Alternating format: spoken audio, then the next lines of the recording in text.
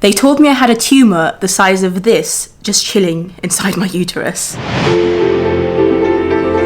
Hi everyone, how's life, and welcome to another one of my videos. Welcome to a slightly different video. If you've been a regular watcher of my channel, you know that generally I post videos about Disney, my travels, theatre, London, things like that, but this will be a slightly different video. So if you're watching with children who, you know, particularly enjoy my Disney vlogs, then maybe this might not be the video for them. But a lot of you guys have been asking about how I've been doing over the past couple of weeks, because I've not really been posting for a few weeks now, and I haven't been to Disneyland Paris in a few weeks' time. So I thought I would do this video to explain a little bit about what's been going on. I did have a surgery, an open myomectomy, which is a fibroid removal surgery, which we are going to get to in a bit. I'm not going to edit this video too much, I don't think. I just want to have a chilled chat with you about the surgery that I had just over a week ago at this point, and yeah, let you know how I even figured out that I had a fibroid. Because up until a few years ago, I honestly didn't even know exactly what fibroids were. Like, I'd heard of them, but I wasn't quite sure what they were, if that makes sense. And I only found out that I had fibroids in 2022. So this has been almost a 2-year journey for me. In 2022, I want to say in the second half of it, basically leading up to 2022, for a few years prior to that, I'd been having a lot of problems that, you know, were very odd. So random pains, random aches here and there, and the pains were getting worse and worse and more random all the time. I was also having some other issues as well as these aches and pains that eventually led me to have a stomach ultrasound in the second half of 2022, just to see what's going on in there, if it's something urgent that needs to be taken care of. And it's weird because the main reason I actually went to have this ultrasound, the reason that the doctor suggested that I have this ultrasound done, was to find out something else, which thankfully wasn't a problem eventually, and I've dealt with that and it's all now good. So whilst I was having this ultrasound done for something else, they found out that I have fibroids. And it's really funny, when I was having the ultrasound done, the stomach ultrasound, the guy doing it just randomly said, "Oh, you've got fibroids, did you know that?" And he hadn't spoken a word to me really before that, apart from just a hello. And this was kind of towards the end of the ultrasound, I guess. And I was like, no, I didn't know I had them. And then as I was having the ultrasound and I was asking him these questions, I was like, do I need to be worried about this? Do I need to do anything? And he was just like, this isn't something I can answer. You'll have to go and speak to your doctor, gynecologist, etc. And I was like, okay. And had the ultrasound done, and as what most people would do, I then came home and looked it up online. It was the first time that I researched fibroids. And fibroids, before we actually get into it, they're generally non-cancerous tumors that can grow in or around a uterus. So if you have a uterus, you do have a risk of growing fibroids. And unfortunately, not a lot of research has been done about them over the years. Nobody really knows exactly how they come about, what makes them grow, what happens, for them to even become a thing. Apparently, up to 70% of women do have fibroids and do get them at some point in their lives. But, sometimes it doesn't cause difficulties or problems or complications, and they do go away once you reach your menopause. So for a lot of people, they don't really have to do much with them because their fibroids don't grow too big, they don't cause many problems, and they just, they don't even have any symptoms with them. They just have them in or around their uterus until they reach menopause, and then the fibroids just shrink on their own, which is so interesting. But yeah, I went to research them for the first time, and what I was seeing, because I was told that my fibroid at that time, I was told I had 2 fibroids, one at 1 centimeter and one 9 centimeters. So 9 centimeters is about this, which is quite big, and I'm really surprised that nobody told me to, do much about it. So after I had that ultrasound done, the doctor who was checking me out for other things didn't really say anything about the fibroids. In the report, there was nothing for me to think, oh, I need to worry about them. Just kind of gave me other steps to figure out what was going on with other problems that I was having, which, like I said, have been sorted now, thankfully. And I remember actually I went to see my GP not long after, and I mentioned that I have fibroids, and she was like, you don't need to worry about them right now. And everybody, I feel was just dismissing it, and I was used to the pains that I was having, and so I was like, you know what, I guess they're not saying it's anything important. Online, when I was researching a lot of things that you find about fibroids, obviously one of the first things is that a lot of people do get them, and in some cases it can be problematic, in some cases you can just live with them. So I was like, I guess I'm just gonna have to live with them. And so I didn't really do too much about them, but I was very much aware that I had them from then on. And over the course of the following year, the pains got worse, really random pains back pains, you know, leg pains, leg aches, obviously a lot of cramps, like cramps that were not happening when I was on my period, which is not normal. I had a few incidents in 2023 where I had such severe, sharp pains in my stomach really randomly that I couldn't even stand or sit down. I had to just quickly find a bed and just wait for it to end, the pain. It was very alarming. And so because of that, I actually, you know, went back to my doctors and tried to kind of pursue this and figure out what's going on. And because I was also dealing with something else at the time, there wasn't a lot of, you know, clarity as to what was happening, as to what was causing these pains exactly. But like I said, now we know for a fact that it was the fibroids, but it did take a while to get to that point. So yeah, I kind of just lived with the pain and sorted out the other problem that I had. And these pains were still there. Even after the other problem was solved, I was still having all these aches. I have always had very, very heavy periods anyway. So actually in 2017, which is about 7-8 years ago now, I did also go to get checked. And I remember being dismissed then as well, kind of being told that, you know, yeah, you do bleed a lot, but it doesn't seem to be much going on. I don't know. I mean, they didn't really mention any fibroids back then, but according to my surgeon, my gynecologist, my fibroids would have definitely been there. Even in 2017, it would have taken a long time for them to grow to the size that they were once I had the surgery. And if you've forgotten, this was my biggest fibroid, more or less. I think maybe a little bit bigger than this actually. So it was a big fibroids, and fibroids don't just grow that big in like a year or two. My surgeon reckons at least a decade they would have been in my body. So it's a shame, because if I'd discovered them earlier, maybe I wouldn't have had to get the surgery. But anyway, so some of my fibroid symptoms were obviously very, very heavy periods. I would bleed a lot every month, and this is something that had been going on for most of my adult life, I would say. I have low iron levels, and again, for the majority of my adult life, I've had to take iron pills to make up for the heavy blood loss that I have. Over the past few years, I noticed that I was feeling nauseous quite often, very randomly, which again was one of the fibroid symptoms. As I mentioned, loads of random aches and pains, sometimes dull pains, sometimes sharp ones, and the sharp ones were the worst to deal with. I basically had chronic pain for the past couple of years, always there, but I learned to deal with that because it wasn't too bad. But then those pains sometimes would become sharper, and it would just come out of nowhere. And like I said, they haven't done enough research, I feel like, on fibroids to know exactly what causes them, what makes them worse, what makes the pain more bearable, because like from my own experience, it was extremely random. So sometimes the pains would come when I was just doing nothing, sitting down. Sometimes they would come when I'd eat a particular thing, but then the next time I would eat that thing, the pain would not come, that stabbing pain. The dull pain was always there.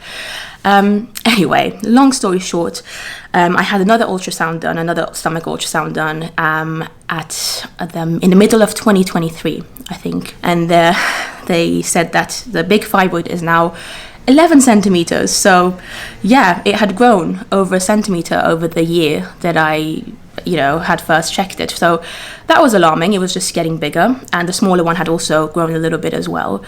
And that's when I was like, oh, I guess I need to do something. So I went to see a specialist about them last year, and that appointment was so reassuring, so just validating. I almost cried during that appointment, because for the first time somebody was telling me that, look, you have these fibroids and they are causing you not only pain but also a lot of complications, health problems, things that you don't need and you need to solve. And it felt really good, because I had just really dismissed them, because I was being dismissed by other doctors over the past few years. I just assumed that because I have a uterus, because I'm a woman, I just have to deal with this pain. It's something that is just there, it's just genetics. And to be honest, fibroids often can be genetics as well. Like I said, nobody really knows exactly what causes them, and a lot of people do get them. But I just had accepted that this is a pain that I have to live with. So it was so, like I said, reassuring and comforting to figure out that these were what were causing the problems that I was having. And the gynecologist was so lovely and explained everything to me, and then she also gave me options as to what can be done. And basically the main thing that she was saying is that they need to be removed, because the big one, especially, that had grown to about 11 centimeters at that time last year, was just too big. There was nothing that could be done apart from really removing them surgically. Now, she did say that if I had already reached menopause, if I was at the age that I had already reached menopause, some doctors do suggest another method, which I don't remember the name of, but it's basically injecting you with something to cut the blood supply to the fibroids in order to hope that they might shrink. And that's not a guarantee, it's just something that can help. Sometimes it helps, sometimes it doesn't. But she said it's not something that they do or recommend for anybody who hasn't reached menopause. For me, my options were just surgery, basically. And I had never had surgery before, this surgery. I've been very lucky, I've been very healthy in terms of like I've not needed to go to the hospital or the doctors at all really throughout the course of my life. Really, the first time I had to actually go to the hospital was a couple of years ago, when I think you might remember, actually, if you've been watching for a while, I was in Disneyland Paris and I had to go to hospital because of my heart rate and my blood pressure. I think there was a lot going on that day, which, fun fact, I've now found out that was also partly caused because of the fibroid, which is just crazy to think about. So because of that, I was scared. I obviously didn't want to have the surgery, but at the same time I understood that was what needed to be done. And so I was also a little bit excited because, you know, my gynecologist was telling me that, you know, when you remove this, you will feel better, and you've been suffering for too long, she said, which again I thought was so validating. So yeah, I realized that's something that has to be done, and there are a couple of ways to have the surgery. You can either have a robotic surgery or a laparoscopic one, which is where they do like a keyhole surgery, or an open myomectomy, which is what I eventually ended up having. And my gynecologist did say that you may be able to have keyhole surgery.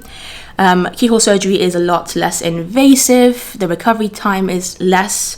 Basically they only do small cuts, and then they kind of go in with machines and put a camera in there. It's very complicated, it's very cool actually, and I've looked into both of the surgeries because I really enjoy science and, you know, how things work. So I've looked exactly how these surgeries work, but she said because of the size, it's probably a safer bet to just do an open myomectomy. She gave me some time to think about it, and I did, and I looked into both, and I actually went to see another surgeon as well, just because it's always good to get a second opinion, and that other surgeon also said that open myomectomy is probably the best bet. And yeah, I ended up having open myomectomy, like I said, just over a week ago at this point. And I was very nervous for it. You can ask any of my friends, really honestly, the months leading up to it, because I knew I was having the surgery. The date I was given at some point last year, and the date did end up being delayed by a couple of weeks, but it was still not too far from the original date.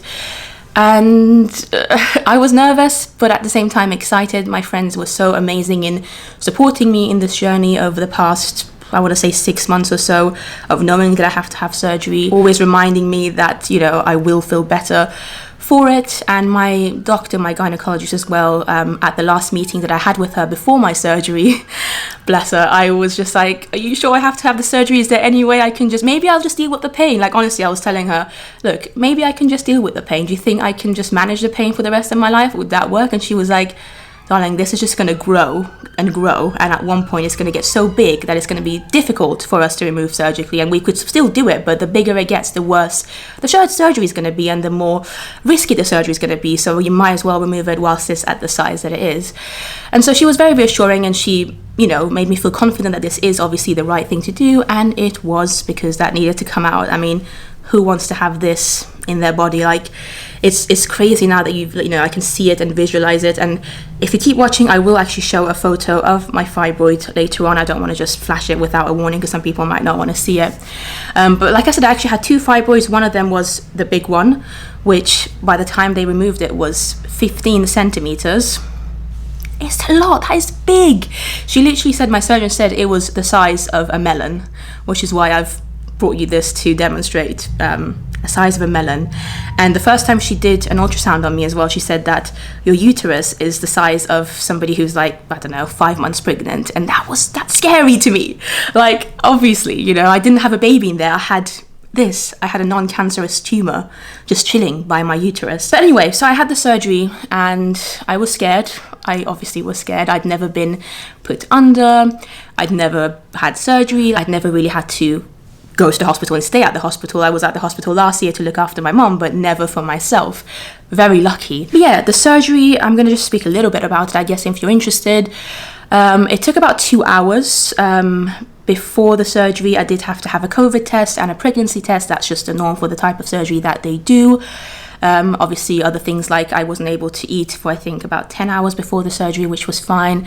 And I think you have to stop drinking anything about 4 hours before as well, which was a little bit more difficult because I love my water, but it was fine. That's all to do with the anesthesia, because if you eat things and you're put under, then it can cause problems because your body's not able to do much or digest, and it can be quite dangerous. So yeah, those were the kind of preparations I suppose that I had to do before the surgery. I only met my anaesthetist on the day of the surgery, and I was so nervous because that was one of the parts that was just making me the most nervous, like I said, because I'd never been under. The idea of it stressed me out a little bit. Like, how can you just be gone, like, unconscious? I don't know, I didn't quite like the idea, but my anaesthetist was fantastic, so lovely, so understanding. Again, he just was very reassuring. He answered all my questions, and he was actually from Switzerland, which was so cool. We ended up speaking French for a little bit. He said he'd worked in Geneva for some years, which was really cool, and he really helped me not feel stressed.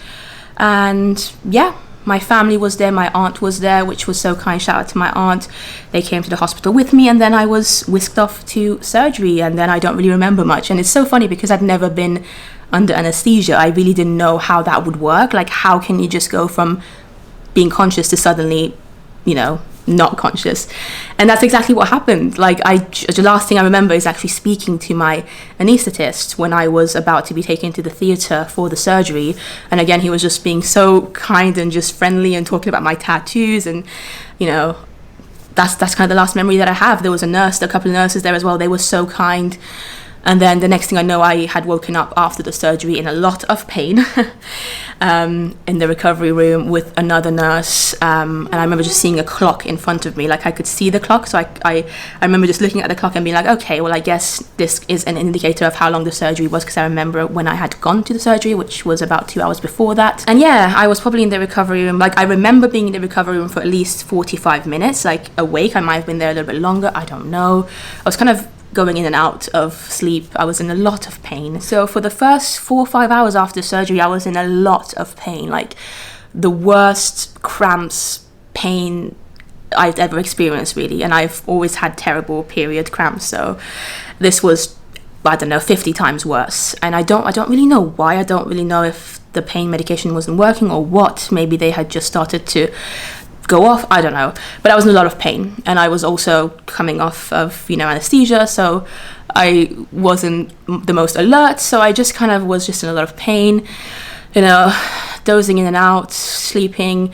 And then eventually, after the first 5-6 hours, I felt a little bit better, as in I felt like I felt human a little bit. The nurses obviously kept coming in and out to check on me, gave me loads of pain medication, took all my vitals, blood pressure, oxygen, all the stuff that's needed, and everything seemed okay. I did have a bit of a temperature the first couple of days after surgery, which I was stressed about because I was like, oh my God, I hope it's not an infection.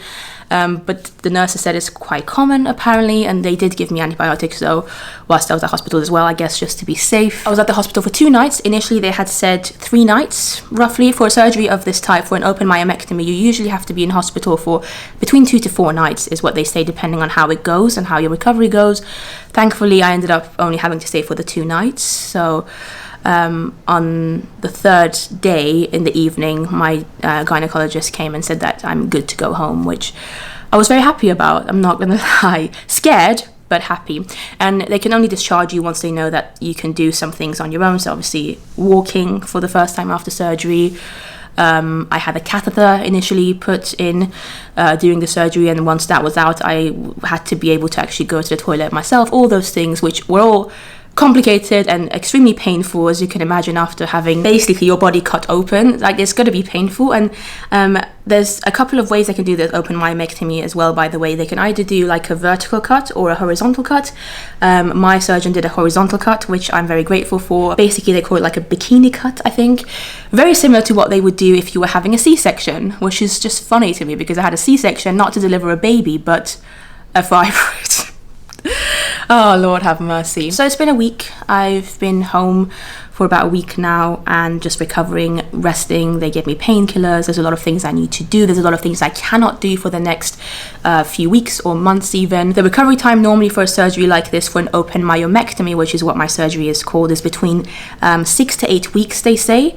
My doctor specifically said for 6 weeks she doesn't want me to, do anything extreme. She obviously doesn't want me to travel. She doesn't want me to exercise, really. She doesn't want me to do anything that can cause problems to my recovery. Basically, she wants me to mainly rest. Walking is fine. And I had a physio come in at the hospital as well to give me some exercises to do and gradually build up my walking stamina over the next few weeks, because walking hurts. Obviously it hurts. Like, that area of you is cut open, and it's not just a cut. So many layers inside of your body had to be cut open as well, including muscles to get to the uterus. The uterus had to be cut, and there's a lot of things that had to go on there. In fact, from what I've heard and read, most people say that an open myomectomy is significantly more painful than a C-section. Now, obviously, I've never had a C-section, so I don't know, but apparently people who have had an open myomectomy and a C-section say that it was a lot easier to recover from a C-section than from an open myomectomy. But so far, from my personal experience, I've been recovering pretty fine, thankfully, touch wood. No complications. I was so stressed about complications as well going into the surgery, because two of the major risks of doing an open myomectomy are extreme blood loss. So blood loss is very common with the type of surgery that I had with an open myomectomy. It's actually not uncommon for you to need a blood transfusion during a surgery like this, and this was something that I had to sign and say that I'm okay with, that if I lost a lot of blood during surgery, my surgeon was allowed to give me blood. And so I did that, because obviously I didn't want to die, but I was stressed and I was hoping that I wouldn't have to get blood. Not that there's anything wrong with it. It's great that medicine has progressed to the point where you're able to get other people's blood, and I'm so grateful to volunteers who are able to give out blood. I'm not, unfortunately, because like I said, I've got low iron levels. I've always wanted to give blood, but it's not something that I've been able to, because the fact that I don't have a lot of iron in my blood already to begin with. But yeah, so that was one of the risks. Another risk is that your open myomectomy could potentially turn into a hysterectomy, where they just take out their whole uterus. And that's something that I was told a bunch of times as well. Like, they wanted me to be clear that I could wake up just without the uterus altogether. If things go wrong during the surgery, if you're bleeding too much, to save your own life, doctors might have to just do a hysterectomy. And again, thankfully I didn't have to do that. So these were the main complications that could have happened during the surgery. Of course, you've got other little complications as well, like infections. I don't know, there's loads of complications that come with any surgery, really. I mean, anesthesia itself could cause problems, and I was a little bit scared of that as well. Thankfully, that went all well.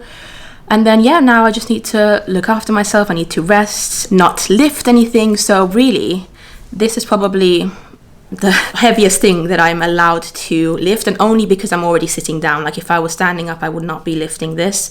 Bless it, my mom actually brought this to me to be able to film. And a big shout out to my family and my aunt as well for looking after me so well. So yeah, I'm not allowed to lift anything too heavy. I'm not allowed to bend.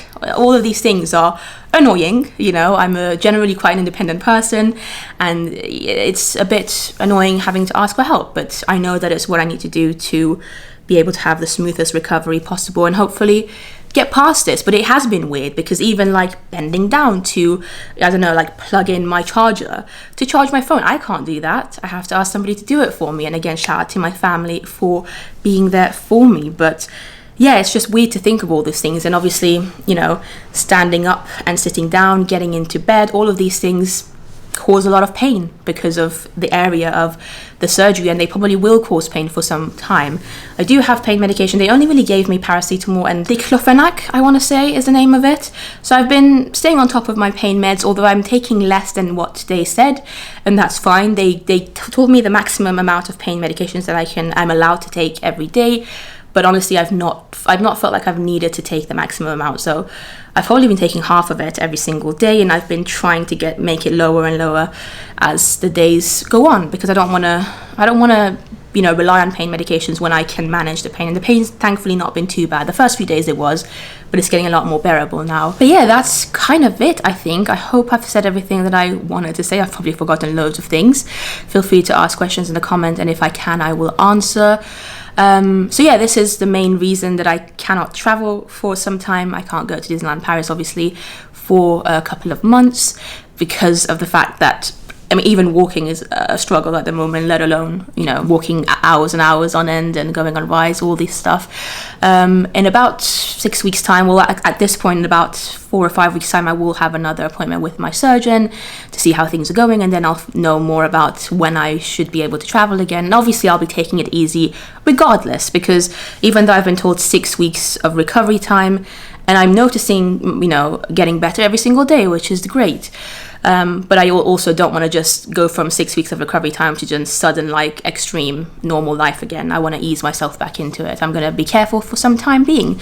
And in fact, they say that sometimes it can take up to 6 months or even a year to fully feel normal from it, fully. I mean, the pain and everything should go away, but, you know, it's quite a big cut still. And a lot of things that were cut inside, so that will take some time.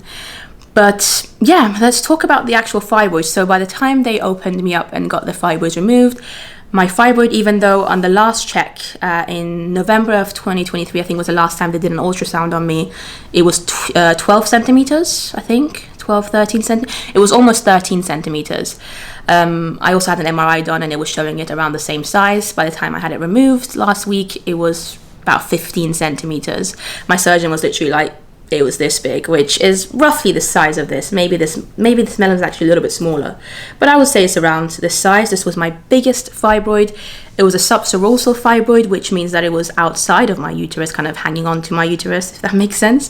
And then I also had one attached to this one, I think, that was smaller. It was about 3 centimeters by the time they removed it. I am going to show a photo of it now because my surgeon did take a photo, but I'm going to give you a timestamp. So if you want to skip it, you can skip to that if you don't want to see the fibroid at all. But for those of you who want to see it, there it is. You can see the big one and then the little small one next to it. And my big fibroid, which was about 15 centimeters, has currently gone for a biopsy because they always need to do that. Even though most of the fibroids that are found are not cancerous, it's still something that needs to be done to be 100% sure that they weren't cancerous, it wasn't a cancerous tumor. So yeah, that's kind of all I know. But from what my surgeon said, the fibroids both looked pretty normal and she doesn't think there'll be anything wrong with them. So I'm more or less kind of relaxed about that side of things. She said close to 1 kilo, she thinks, 1 kilogram, which is quite a lot. It's a lot to be just carrying in you. I mean, she had said that it's basically like I was pregnant with a 5-month-old baby in me. So yeah, it is weird to think about, but yeah, the photo is no longer on screen now, so those of you who didn't want to see it can come back.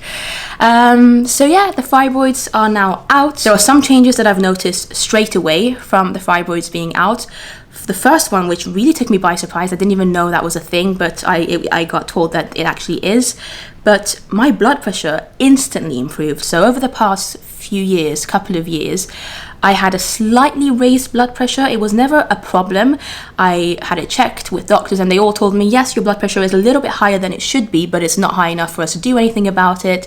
Maybe it's just how your body is, you know, whatever. But literally on the night of my surgery, after I had the fibroids removed, obviously nurses were coming in to check my blood pressure, and every time they would check it, I was so shocked and surprised because my blood pressure was in the perfect range, like the perfect range. And I hadn't seen a blood pressure like that in a few years, to be honest. And like I said, again, once I read up about it and asked my doctor, apparently that is very much a thing. A lot of research over the years has shown that fibroids can cause blood pressure to be raised, and so that's been amazing. That's just a random thing that happened and I'm very happy about. Also, my pains are already gone, even though I do have pain obviously in the site of the surgery. Other pains I haven't had over the past week, which has been amazing. I mean, can you imagine a thing this size? It was pushing on so many of my organs, so many of them. This is why I was actually getting a lot of backache as well over the past year or so, which is what my surgeon again confirmed. It would have been because of the fibroid. It was pushing on my bladder, which was causing a lot of complications and pain and so many things. And this is why this had to come out, because it was never going to get smaller, is what my surgeon said. Fibroids just want to grow. They will never get smaller unless you intervene medically with them or unless you hit menopause. And I'm 33 years old, so I've still got some time left probably to reach that. So that really was the only option to get them out. So that's been amazing. I'm looking forward to seeing how, you know, all of that goes in the next few months once the pain of the actual incision heals. And then, yeah, my periods hopefully will get a bit lighter as well. But again, that's something that we'll have to wait and see. Apparently the first few months after will still be a bit difficult. But yeah, I'm excited to see how that goes. Anything that will help my health I'm happy to, you know, see change, especially like, you know, if my iron levels, for instance, if I don't lose as much blood, that's going to be amazing. My energy levels will be raised, all of this stuff. And already just the fact that the pain is gone and the fact that I don't have this in my body makes me so much happier. So it was worth it. Even though I was scared of the surgery, I would have preferred not to have the surgery, because who wants to? I mean, some people do. I understand some people go for elective surgery, some people go for surgeries to beautify themselves, and that's absolutely fine. I'm not that kind of person. I didn't want to have a surgery if it wasn't absolutely necessary, but this was. And that's it. That's the end of this video, I think. Now, I know that there's actually not a lot of information online, especially on YouTube, about fibroid surgery. There are some fantastic women that I did watch on YouTube leading up to my surgery who shared, you know, the process of their surgery openly, their recovery process, all of that, and they helped me so much. So if you're one of those people, thank you so much, because you helped me. I've probably commented on most of those videos actually, but there's not many of them. And so I don't know, maybe if this video gets interest and if people want to, eventually in maybe like 3 months time or 6 months time, I might do a video talking about my recovery, because I think that's something that just isn't talked about too much, about what happens week after week. So I've been taking notes. So if that, you know, if that's something that people are interested in, maybe one day I will talk about how my recovery went. But apart from that, that's kind of it about the surgery. It's not something that I'm going to be mentioning too much on the channel. Hopefully in the next month you're going to be getting vlogs from my Disney cruise that I did last year, the very short Disney cruise from the UK that I did in September of 2023. I deliberately waited to share them now because I knew I was having this surgery and I wasn't able to get new content for a while. You'll also get my Walt Disney World vlogs from earlier this year, which is also a very, very short series because I was there with my mum, so I didn't necessarily prioritize vlogging, but I did vlog here and there, so those vlogs should be coming up as well. I think actually I'm going to start with the Disney World vlogs first and then move on to the cruise one. So that's kind of my schedule on YouTube for the next month or so. Hopefully by the end of April I will be able to go back to Disneyland Paris. Who knows? Like I said, I'll just see what my body says, what my surgeon says, how things are going basically with my recovery. But I will also probably throw in some non-Disney vlogs here and there. We'll see, maybe just some sit-down videos at home. We'll see how things go. But I just wanted to say a huge thank you to those of you for, number one, being so patient, for understanding, for allowing me to do this and have a week off and, you know, rest. And for those of you who've messaged me as well, so many of you have messaged me over the past couple of weeks, you know, asking how I am. And I'm doing well. I'm doing as well as I can, to be honest. I did have a major surgery, an open myomectomy, but I'm doing well. I'm recovering well. I'm very happy with how the surgery went, thankfully, and yeah, I'll just be resting and looking after myself for the next few weeks. Thank you so much for watching. Thank you for listening to this video. I know it was very different, but I just wanted to let you know what's going on, and hopefully this can help people as well, because like I said, fibroids are common. They can happen to a lot of people, and for some people it causes issues, so for some people it doesn't. It really depends on where they grow, which part of your uterus they grow, how big they get, and nobody really knows exactly what causes them yet, unfortunately. And a lot of people don't know they have them. In fact, that's another point that I thought was very interesting. The majority of people don't know they have fibroids until they have a stomach ultrasound. Like, a stomach ultrasound is the main way for you to find out you've got fibroids. And a lot of people don't have a stomach ultrasound until they get pregnant. Now, I wasn't pregnant. The reason I went to have mine was because of other problems I was having. I'm so glad, I'm really glad, because otherwise who knows when I would have found out about these big fibroids. But for a lot of people, for a lot of women, unfortunately, they only find out once they're pregnant and they go to have their first stomach ultrasound and the doctors tell them, oh, like, you do have a baby growing there, but also some fibroids around your uterus. And whilst it's possible to get pregnant and have a safe pregnancy with fibroids, it can often cause a lot of complications. So it's best to know beforehand whether or not you have them. And sometimes fibroids can just be there and not show any symptoms. Obviously mine were there for some time without me really knowing they were there, and it was only in the past couple of years that I started to get these weird pains and aches, leading me to think, hey, maybe I should get things checked, maybe something is wrong. And I'm so glad that I found out eventually. But yeah, stomach ultrasounds are the main way to diagnose fibroids, unfortunately. So it's not something that, you know, you're going to get told in checkups, you know, regular checkups, things like that. You will have to have a stomach ultrasound to find out, unless they're extremely big. Maybe they might be noticed in another way, unless, you know, they just become so huge, because some fibroids can grow to like 20 centimeters, even bigger. Like I said, the majority of fibroids are small and don't cause too many problems. Sometimes they can. So yeah, it's a weird one. I've learned so much about them over the past year or so, And I actually also want to give a shout out to Nicola, somebody that I know.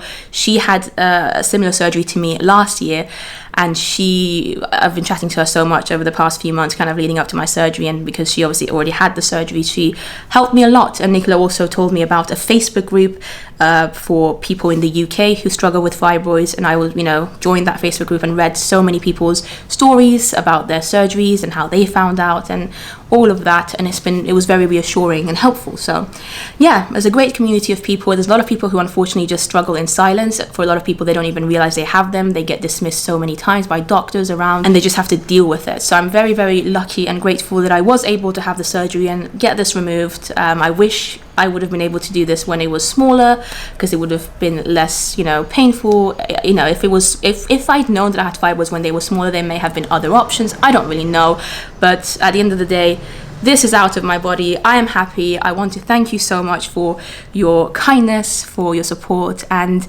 yeah, I'm excited to share the next set of Disney vlogs with you over the next few weeks. So I hope you're looking forward to them, and I will see you in the next one. Bye bye.